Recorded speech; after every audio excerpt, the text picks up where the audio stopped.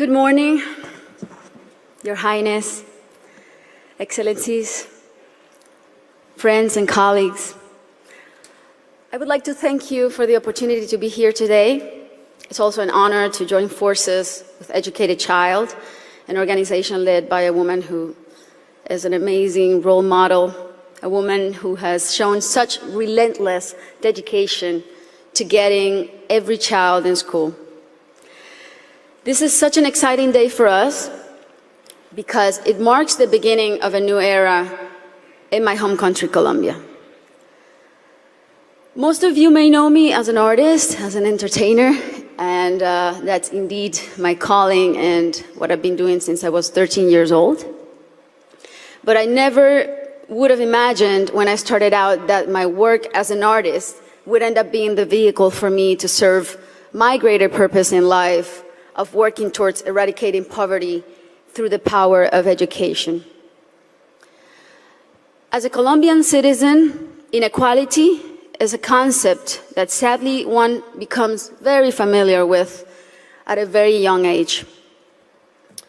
It's a country like many others in Latin America where a few have a lot have almost nothing, and where if you're born poor, you will almost certainly die poor, and where people don't access equal opportunities.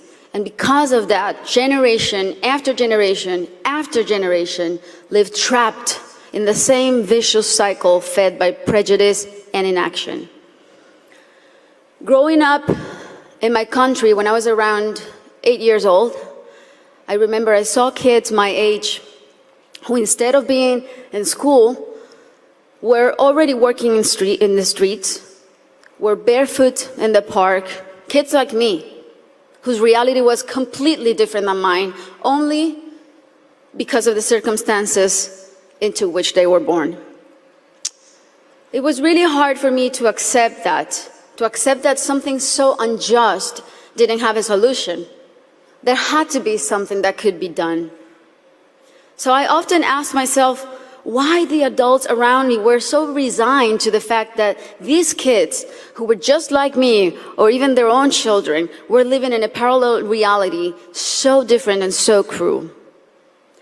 As Kofi Annan put it, poverty is intolerable in a world of plenty. So as soon as I had some success, the first thing I wanted to do was to invest as many resources as I could into what later would become the most meaningful project of my life, working for children. So I set out to find a team of people who dreamed big and worked hard and thought like me to help me right the wrongs that I had witnessed throughout my entire childhood. And that's when our foundation, the Barefoot Foundation, Pies Descalzos Foundation, was born. I knew, and I was only 18 years old then, but I knew that I wanted to focus on children and improving their lives, but I didn't know where to start. So I really felt that I needed to learn what the roots of inequality and low social mobility were. So I decided to study the reasons why children were working in the streets, or why some children were being recruited by the violent organizations like the paramilitary or the guerrillas. Why were so many children suffering from chronic malnutrition? And I realized that most of the issues that children face in my country had and have a common denominator: the lack of access to quality education. To me, it became crystal clear that education was the surest way to give all of these kids the best fighting chance of improving their circumstances in life, because education is the great equalizer. When I started building schools in Colombia, we chose the most remote areas where there was literally nothing, no infrastructure, no paved roads, no electricity, no potable water. And we decided to build in those places, but not only build schools, but state-of-the-art schools. Schools with comprehensive models that included ECD programs, school feeding programs, parent and teacher training. And another very important part is we decided to engage the government as a strategic partner and made it nearly impossible for them to say no to doing their part by showing them results through our holistic model that really proved to work.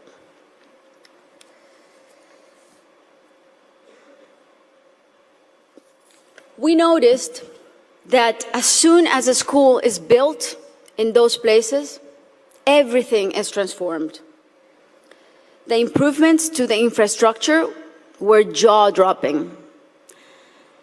Electricity, potable water were made available, made accessible. Roads were paved. Malnutrition plummeted. But the best part of all is the academic results. The kids really responded academically. And now those kids who could have been recruited by the guerrillas or paramilitaries, or that could have had a completely different outcomes for their lives, they're now on their way to the university and thriving in their communities. Some of them are athletes, some of them are professionals.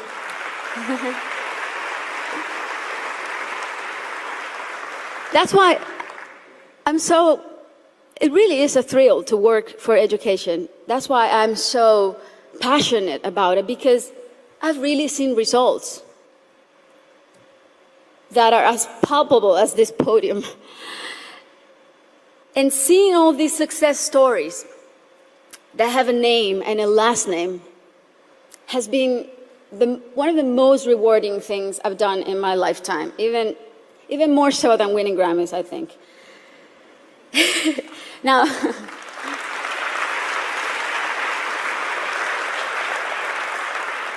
Now, that said, our work is far from being done. Many developing countries are still rife with inequality and internal conflict, and there are a lot of kids who still need to be reached.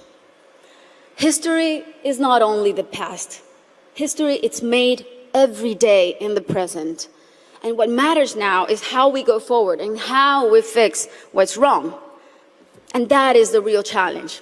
This is the goal of the SDGs and what people like Her Highness and myself and so many more of you who are adamant about achieving are here for.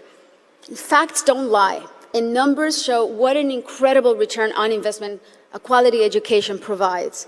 For instance, if all students in low-income countries left primary school with basic reading skills, 171 million people could be lifted out of poverty. Systemic change often begins from the bottom up rather than the top down.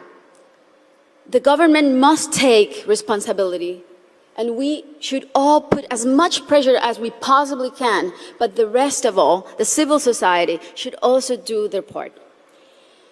What we have discovered, both at Pies Descalzos and Educated Child, is that many times only one single barrier to entry, such as no access to transportation or basic needs like a functioning bathroom, can prevent a kid from attending school or even put them at risk of dropping out. Sometimes all it takes to change a child's life is the security of a hot meal in school or the ease of being able to hop on a bus that will leave you safely at your classroom's door. It's as simple as that. And these are simple interventions, and they don't cost a lot. The biggest effort really is in mapping the communities, in going door to door, searching for the out-of-school children, talking to the parents, talking to their families. Giving a name and putting a story behind these children is the first step to start rewriting their story.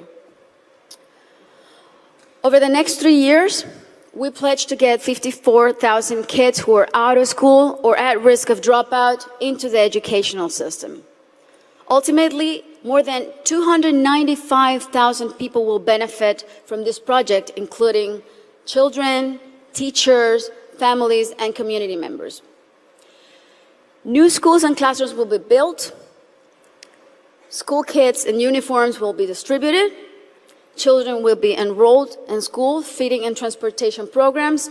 Teachers will be trained in strategies and in how to identify those students who are at risk so they can receive psychosocial support.